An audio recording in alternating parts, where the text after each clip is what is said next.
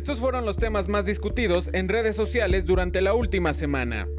Al menos 31 personas fallecieron y 60 resultaron heridas debido a una explosión en el Hotel Saratoga ubicado en el centro de La Habana, Cuba. La Suprema Corte de Justicia de Estados Unidos confirmó la veracidad de un borrador filtrado a los medios que revela las intenciones de anular la legalización del aborto en el país, tras medio siglo de ser un derecho de las mujeres estadounidenses. El presidente Andrés Manuel López Obrador anunció que el programa Sembrando Vida dará trabajo a 25,000 guatemaltecos, quienes además serán afiliados al Instituto Mexicano del Seguro Social.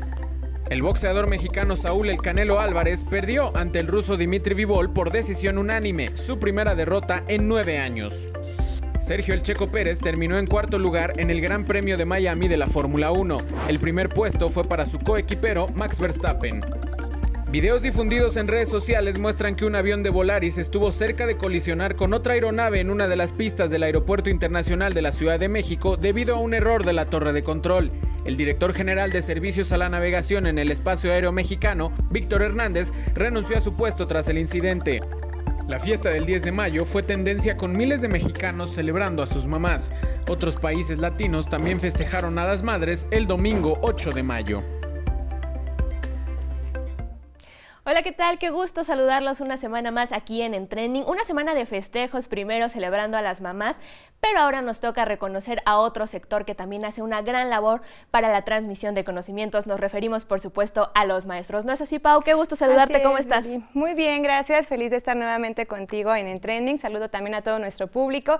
Y pues efectivamente vamos a hablar del Día del Maestro, reconociendo esta importante labor, Viri, pero también pues vamos a hacer hincapié pues en los retos que tiene la educación en México y pues también los docentes, que pues ahí va ligado este problema a nivel nacional, pero también vamos a hablar de otros retos que enfrenta la educación rural, que pues también es un sector muy importante, en la que también carece de algunos puntos muy importantes a mencionar, y vamos a cerrar el programa hablando de los maestros icónicos en el cine, en series y caricaturas, ¿no es así, Viri? Uy, sí, Pau, que hay muchísimos de los cuales podemos hablar, y también pues de los retos que enfrentan los maestros, que definitivamente no es una labor sencilla. Pero para comenzar con este programa, vámonos al minuto, que como siempre pues es una tradición, en el cual Iván nos comparte cuál es el trabajo y la importancia de los docentes en nuestro país. Todos recordamos con mucho cariño y admiración a la maestra o profesor que nos inspiró a dar lo mejor de nosotros en nuestros estudios y a nivel personal. Son ellos quienes transmiten a sus estudiantes el amor y la curiosidad por aprender, fomentan la creatividad y la imaginación, juegan un rol importante en la motivación de autoestima, así como en la generación de valores. En definitiva, la tarea de los docentes no es sencilla. En México, los más de 2 millones de maestros de todos los niveles educativos se enfrentan a múltiples retos para cumplir su labor, desde el uso de nuevas tecnologías en las aulas, la adaptación de los estudiantes a los nuevos métodos de enseñanza, la falta de interacción de los padres en la educación de sus hijos, hasta la burocracia excesiva en las planeaciones y la deficiencia en las instalaciones y en los materiales empleados en sus clases.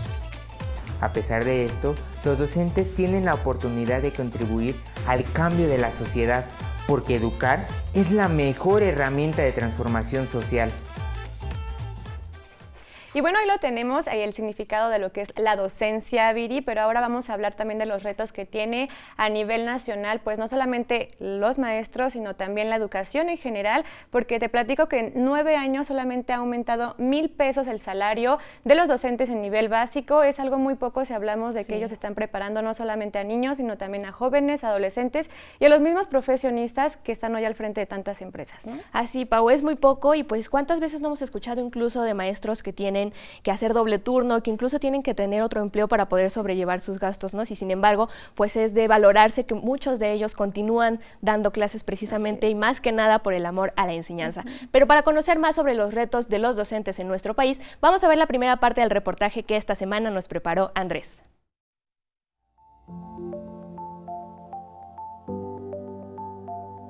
El trabajo de los 2.017.000 docentes en México es la clave para el desarrollo de la sociedad. Sin embargo, la docencia presenta algunos retos que dificultan el proceso de construcción de saberes en sus alumnos, entre los que se destaca la poca seguridad laboral. Observamos que hay una gran precariedad en los empleos. Es decir, la remuneración no es suficiente para mantener una vida digna, para cubrir las necesidades básicas, y eso ha disminuido el incentivo para que muchos de los profesionales de la educación se dediquen a estas funciones. El salario promedio mensual de los profesores de nivel básico ha aumentado 1,000 pesos en 9 años, de 5,660 a finales de 2012 a 6,690 en el último trimestre de 2021. En el caso de los profesores de nivel medio y superior, el salario promedio mensual aumentó solo 3.08% en casi una década. Desde finales del siglo pasado, disminuyeron las contrataciones indeterminadas y las plazas permanentes, y se recurrió a otros métodos para relacionarse con los profesionales de la educación, como los contratos de horario libre. Esto ha ido creando una tendencia en la cual es muy inestable la labor del docente. Ya no tiene garantizado el ingreso y pues se ve obligado a ser multifuncional. Suelen dar clases en todos los niveles, a veces tienen una plaza de 20 horas en primarias y por la tarde dan clases en prepas particulares y luego en la universidad tienen 2 horas, pues van cubriendo distintos trabajos para poder alcanzar el nivel mínimo de gasto. Sin embargo, la precariedad no solo se limita al ámbito laboral, sino que también ha afectado a los alumnos.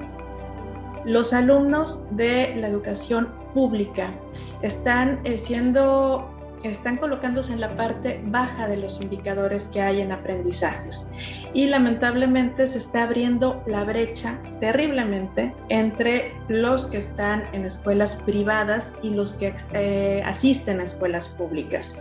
Y esto es muy lamentable porque sabemos que la educación es la herramienta más segura que tenemos para garantizar el desarrollo social.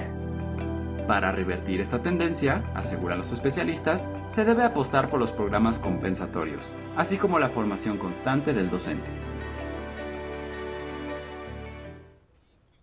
Y pues si bien la enseñanza ya implica grandes retos, estos definitivamente se multiplican cuando hablamos de educación rural. Y es que, Pau, pues hablamos de que muchas veces están muy alejados estos territorios donde se imparten clases, también no siempre cuentan con la infraestructura adecuada. Muchas veces los maestros tienen que impartir las clases en la lengua natal de los estudiantes e incluso no hay para todos los grados, lo que se vuelve pues una escuela multigrado, lo cual también es un gran reto, esto entre muchos otros. Sí, y además, Viri, los recursos que pues son muy pocos los que se le dan a estas escuelas, a los mismos maestros, y las oportunidades, claro, de crecer y de recibir una buena educación a los mismos alumnos, y sobre todo pues que necesitan puntos específicos, ¿no?, para impartir ese tipo de clases a la educación rural. Entonces, pues vamos a ver la siguiente nota en donde platicaremos sobre los retos que se enfrenta la educación rural en México.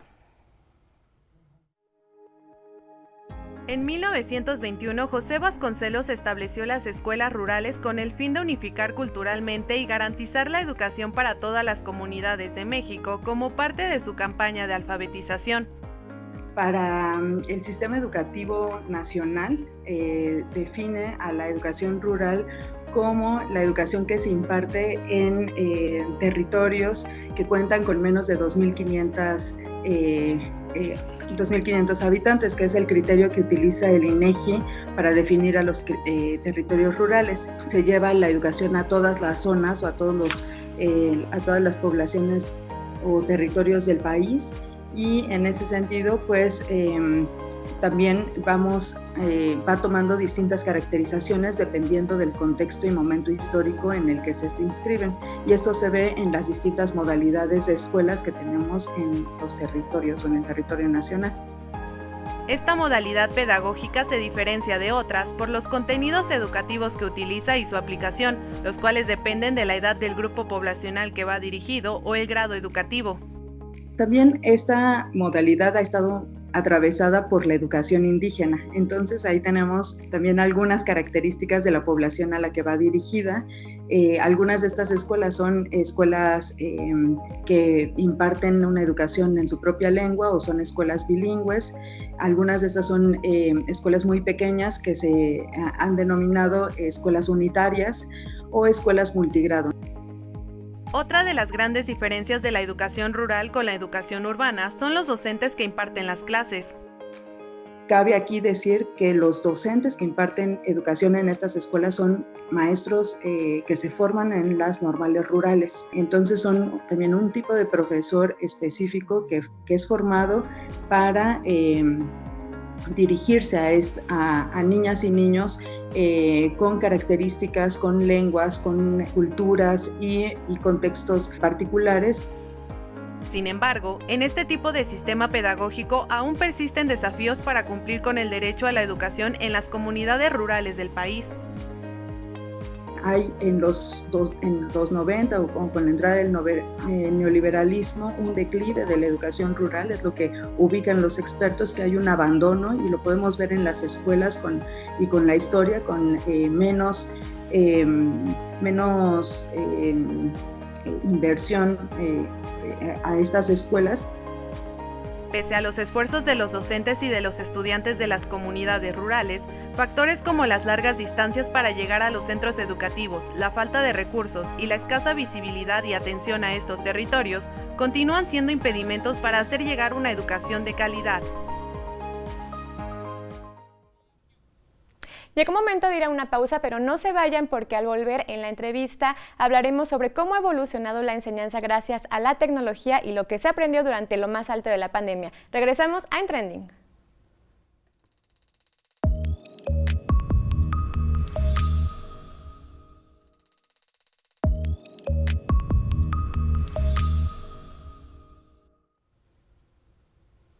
Regresamos a En Trending y bueno, pues continuamos hablando sobre los retos de la docencia a nivel nacional en nuestro país, que bueno, son muchos, Viri, y también pues creo que vamos a hablar ahora de las problemáticas que se han enfrentado al momento de enseñar, cuando pues nos dimos cuenta la tecnología cómo era necesaria en el momento de enseñar, ¿no? Y también nos dimos cuenta en la pandemia, en lo más alto. Exacto. Pues se necesitó la tecnología y entró ahí para pues demostrar a la educación, a los maestros, pues los retos que había y en esta problemática, ¿no? Así es, Pau, y es que me parece que si estamos hablando de que actualmente pues utilizamos la tecnología en todos los ámbitos de nuestra vida, pues por supuesto que tendría que estar incluida en los métodos de enseñanza, aunque esto por supuesto implique un gran reto para algunos maestros y por supuesto también para muchos alumnos. Y de esto vamos a hablar en la segunda parte del reportaje que nos presenta Andrés. Las tecnologías de la información y la comunicación enriquecen el ejercicio docente. Aunque se han utilizado en México desde hace décadas en el proceso educativo, en 2020 su uso se expandió de forma masiva. La llegada de la pandemia y las diferentes acciones que se dieron para que se diera la educación y se diera continuidad a los procesos educativos aceleraron el uso de la tecnología. El confinamiento llevó a las instituciones educativas presenciales a utilizar nuevas herramientas tecnológicas para continuar con las clases, lo que supuso un nuevo e inesperado reto a la docencia. No se tenía una sistematización, digamos que continua del uso de la tecnología, como se dio durante la pandemia. La pandemia obligó a los docentes a capacitarse, a desarrollar habilidades. La capacitación docente en el uso de las nuevas tecnologías contempla dos ámbitos: la formación del docente en el uso de las herramientas tecnológicas y el pedagógico, que examina el fin didáctico que tendrá una tecnología y su influencia en el aprendizaje. Sí hay docentes que son muy ávidos en el manejo técnico del uso de las herramientas, mas sin embargo, si no viene acompañado con una adecuada pedagogía, se queda nada más en la parte instrumental y no genera mediaciones, ambientes de aprendizajes para que el estudiante adquiera el conocimiento de una manera más activa. Aunque lo ideal es que se camine hacia un modelo innovador del uso de la tecnología, muchos docentes se encuentran con un problema: las carencias tecnológicas, como la falta de cobertura de Internet o de equipo. Se dio la educación a distancia, pero sin estar preparados para una educación a distancia. Más sin embargo, ya hemos dado un gran paso, que es por lo menos la parte instrumental de las herramientas. Los docentes, la mayoría, lo están dominando. En 2020, únicamente el 60.6% de los hogares en el país contaban con acceso a Internet. Mientras el estado más conectado era la Ciudad de México con un 80.5%, cerca de 3/4 partes de los hogares de Chiapas no contaban con acceso. Analistas de la educación coinciden en que la capacitación docente debe continuar tanto en el ámbito tecnológico como en el pedagógico, para que el ejercicio docente pueda complementarse, enriquecerse y transformarse con las nuevas tecnologías, incluso al concluir el confinamiento. Lo ideal es que se mantuviera el uso con fines didácticos y de manera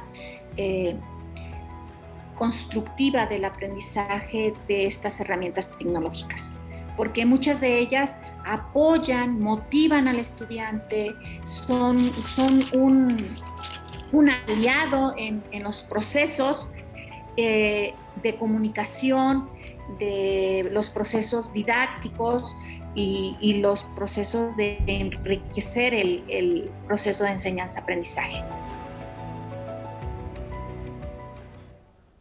Desde hace años, diferentes niveles de educación pues han intentado adaptarse e incluir en la enseñanza diferentes herramientas tecnológicas y precisamente como lo hablábamos, la pandemia forzó pues a las escuelas, Viri, pues a que implementaran a pesar las adversidades, los retos y la falta de conocimiento, y los más afectados pues son los de educación básica, preescolar, primaria, secundaria, que se han enfrentado pues a esta gran problemática. Es por eso que hoy tenemos en presencia en la entrevista a la maestra Marina García. Ella es pedagoga, estudió en la Universidad Pedagógica Nacional y también ella imparte clases para niños de tercero de primaria. Muchísimas gracias, maestra, por estar con nosotros hoy en Trending. Bienvenida, maestra Marina. Pues para entrar de lleno con esta entrevista nos gustaría comenzar preguntándole, desde sus años de experiencia que ya tiene impartiendo clases, pues ¿cómo considera que ha evolucionado precisamente el modelo educativo? ¿Qué ha cambiado en estos años, maestra?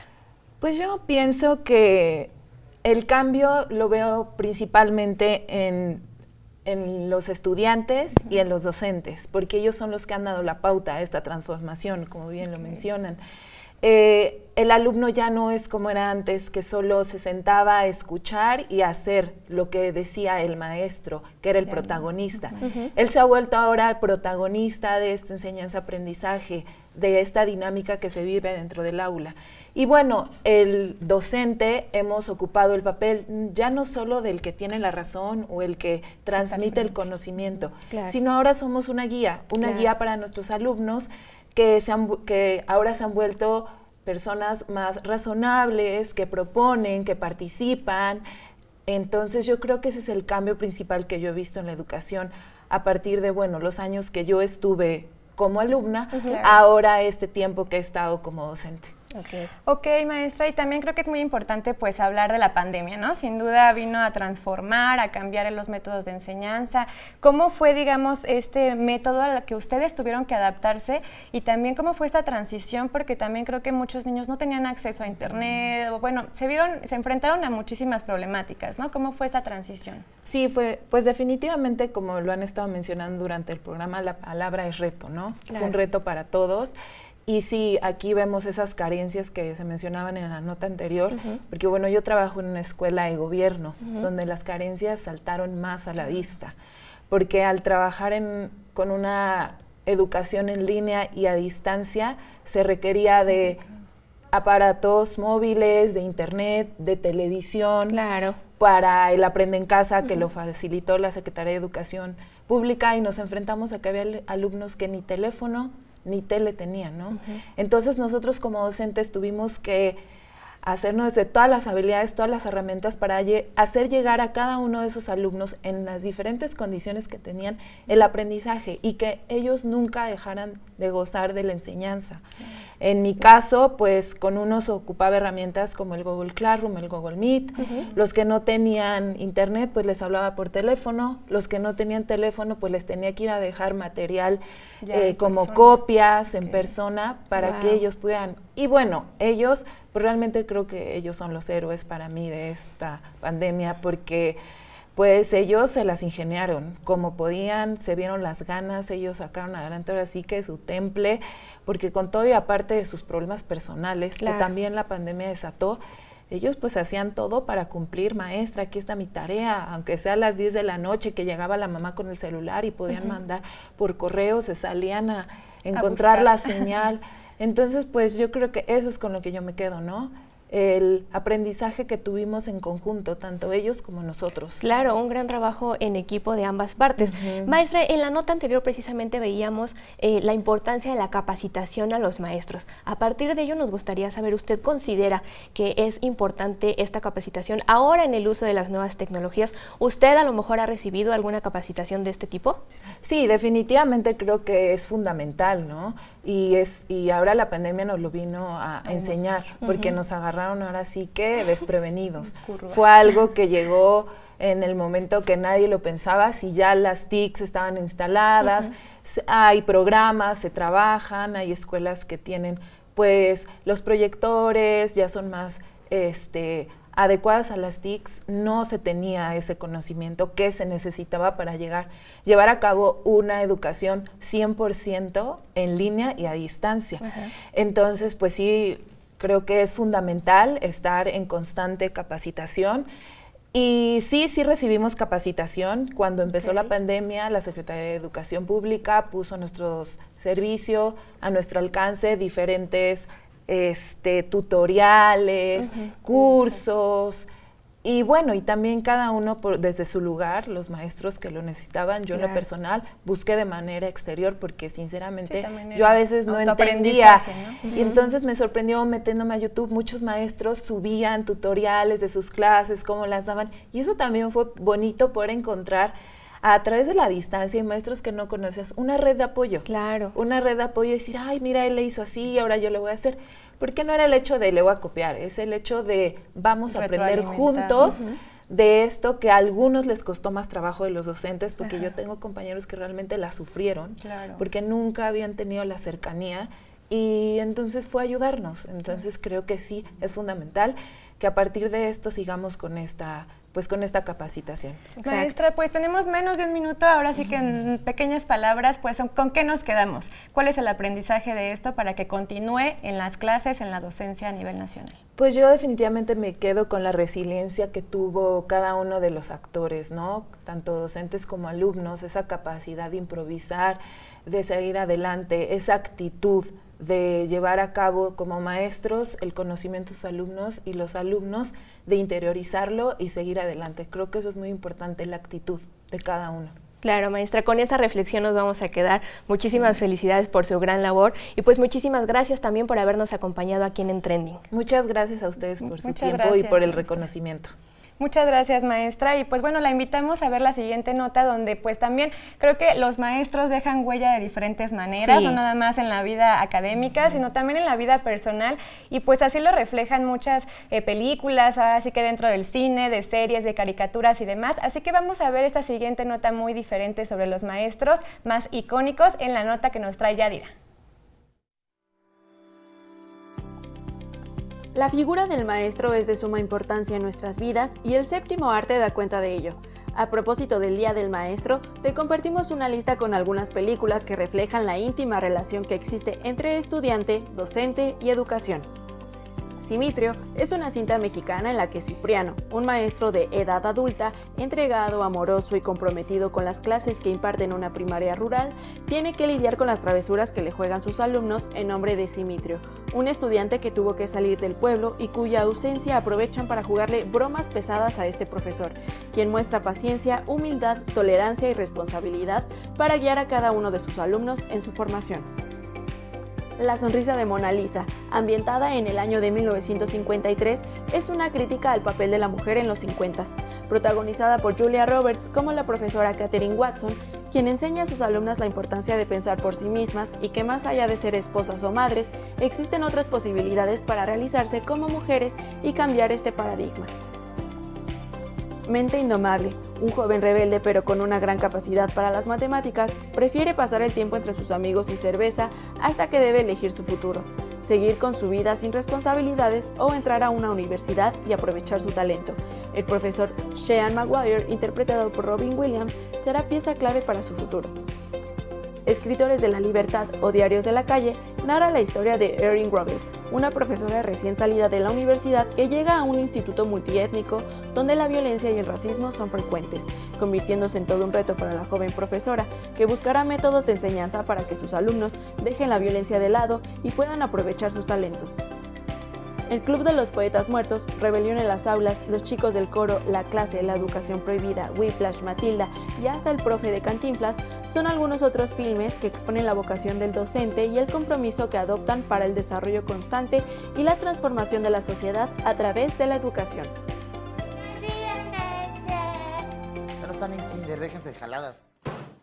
Pues ahí lo tenemos, el papel de los maestros bien representado en el séptimo arte, Pau. Yo definitivamente me quedo con la señorita Miel, la maestra de Matilda, porque me recuerda mucho a una maestra que yo tenía en la primaria, a la cual le guardo mucho cariño, porque siempre nos impulsaba a todos a dar lo mejor de nosotros y a seguir adelante. ¿Tú tienes algún maestro famoso que recuerdes del cine o la tele? Híjole, yo creo que sí, bueno, la señorita Miel creo que también es de mis preferidas, pero creo que algo también más actual sería pues los maestros de Harry Potter, que también creo que son personajes icónicos, pero también crecimos y por muchas generaciones han crecido con el Chavo del Ocho del profesor Girafales, ¿no? También es otro famoso por ahí. Así es, y es que definitivamente todos tenemos a estos maestros pues que nos marcaron y dejaron huella en cada uno de nosotros, así que externamos nuestra felicitación, agradecimiento y reconocimiento a cada uno de ellos por su labor en este día próximo 15 de mayo que festejan su celebración. Así es, Viri, y pues vamos cerrando con esto el programa y pues felicitamos nuevamente a todos los maestros en su día, a los que nos están viendo, a los que tenemos cerca, a todos los que nos dieron clases también, pues un abrazo, un saludo para todos ellos y pues bueno, nosotros los esperamos la próxima semana, jueves 20:30 horas por TV UNAM y también los invitamos a que nos sigan en todas nuestras redes sociales que están apareciendo en su pantalla. Nos vemos, Viri, un gusto. Igual, Pau, nos vemos la próxima semana.